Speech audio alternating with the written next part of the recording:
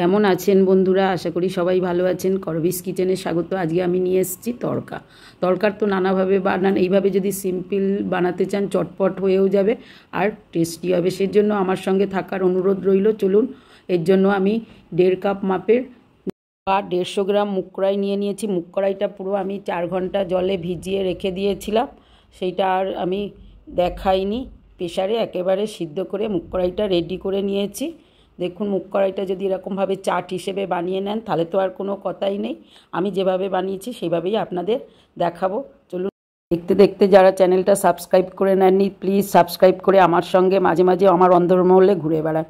এইবার দেখুন, মুগ কড়াইটা কেবলমাত্র কাঁচা লঙ্কা 2-3টে দিয়ে জল দিয়ে সেদ্ধ করে নিয়েছি। ঠিক এরকম মাপে সেদ্ধ হয়েছে। আমি কিন্তু লবণ টবণ হলুদ কিছুই দিইনি। এটা আর আমি দেখিয়ে ভিডিওটা বাড়াবার চেষ্টা করিনি। এইভাবে একটুখানি করে নিলেই হলো।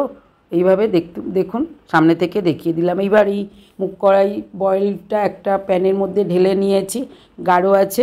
এবার যেভাবে রেসিপিটা করব তার জন্য চটজলদি হয়েও যাবে। একটা কড়ার মধ্যে তেল দিয়ে একটু জিরে ফোড়ন দিয়ে দিয়েছি আর 4টে রসুন যোগ করে দিয়েছি মিহি করে কুচিয়ে। রসুনটা বেশ ভাজা ভাজা করে নিতে হবে এই তরকার ক্ষেত্রে। 2টো শুকনো লঙ্কা ফোড়ন দিলাম, একটু ভাজা হয়ে গেলেই যোগ করে দিলাম একটা মাঝারি সাইজের পেঁয়াজ বেশ মিহি করে।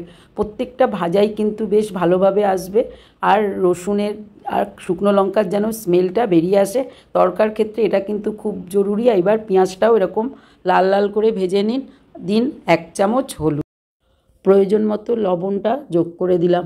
1 চামচ জিরে যোগ করে দিয়েছি আর 1/2 চামচ ধনে দিয়ে দিলাম। খুব সামান্য একটুখানি চিনি যোগ করলাম। চিনিটা কিন্তু আমার মিক্সিতে ঘুরিয়ে নেওয়া, সেই জন্য এতটা মিহি। এইবার মশলাগুলো আস্তে ধীরে নাড়িয়ে ভেজে নেওয়ার পরে একটা টমেটো কেটে যোগ করে দিলাম।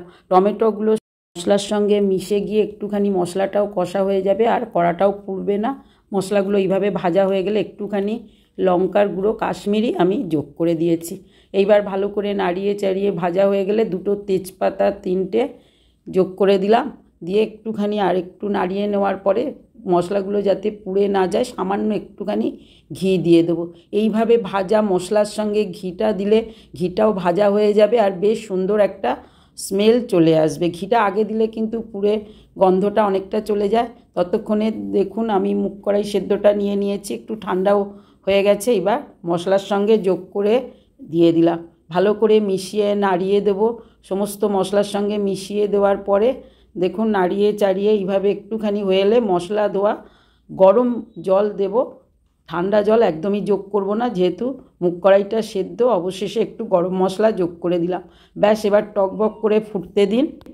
ফুটলেই কিন্তু মশলা মিশে গেলে টেস্টটা চলে আসবে। মিষ্টিটা লবণটা এই ফাঁকে একটু দেখে নেবেন। তরকাটা ইচ্ছা হলে একটু চামচ দিয়ে আর একটু ঘেটে দিন, তাহলে কিন্তু ম্যাশড হয়ে গেলেও খেতে ভালো লাগে, বা গোটাও রাখতে পারেন। এখন আমি একটা বাটির মধ্যে কিছুটা তড়কা তুলে রেখে দিলাম।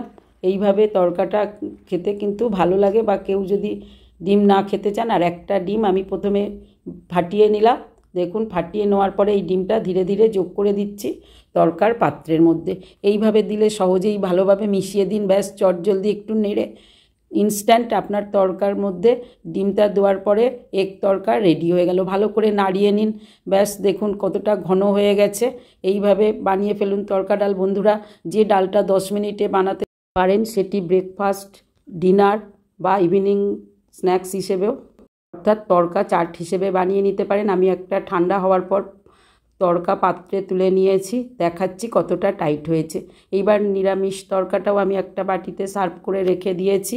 ইচ্ছা হলে পেঁয়াজ রসুনটা বাদ দিয়ে দিতে পারেন, ওপর থেকে একটুখানি ধনেপাতা দিন। আমি ঘিটার ব্যবহার করিনি। এবার এই তড়কাটা একটা প্লেটের মধ্যে সার্ভ করে দিচ্ছি। ইভিনিং স্ন্যাক্স হিসেবে কিভাবে খাওয়া যায় দেখুন। পাউরুটি, রুটি সঙ্গে কিন্তু এটা খুবই টেস্টি। এইভাবে কিছুটা তড়কা একটা প্লেটের মধ্যে নিয়ে নিন, উপর থেকে পেঁয়াজ ছড়িয়ে নিন আর দিন একটুখানি কাঁচা লঙ্কা কুচিয়ে। এর সঙ্গে আরেকটু টেস্ট বাড়ানোর জন্য যোগ করে দিন সামান্য একটুখানি লেবু। এই লেবুটা হলে টকটা বেশ সামঞ্জস্য করে মিশিয়ে নিলেই হলো। আর তার সঙ্গে উপর থেকে আপনার ঘরে থাকা যদি ঝুরি ভাজা, চানাচুর বা ইচ্ছা হলে চিড়ে ভাজাও কিন্তু দিয়ে দিতে পারেন। ব্যাস বন্ধুরা, রেডি হয়ে গেল।